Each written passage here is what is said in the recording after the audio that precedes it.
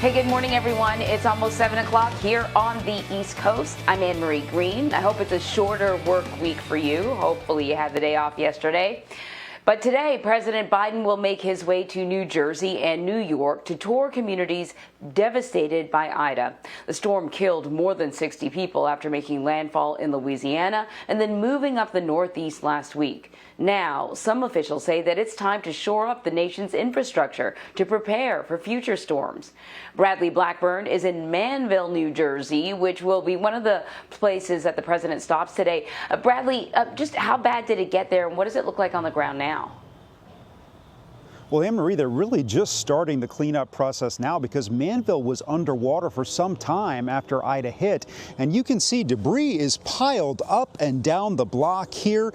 In many places, it is above my head. And that is true not just on this street, but all around this community. And soon President Biden will see it for himself.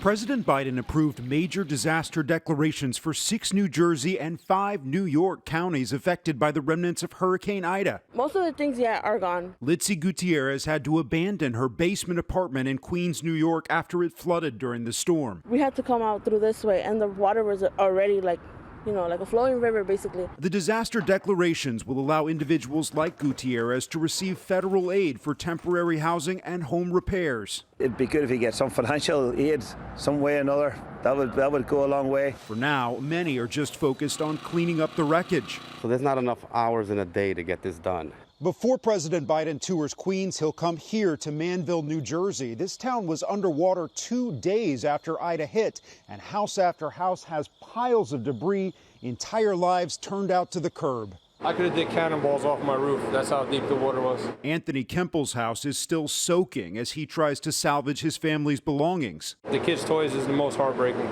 because they really don't understand the magnitude of what happened. In all the mess, 10-year-old Abby found something to smile about. My dolly.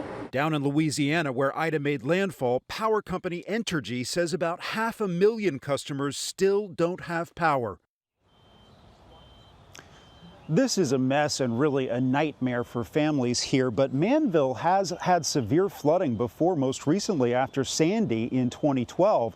So the question is, what can be done to keep this from happening again, Anne-Marie?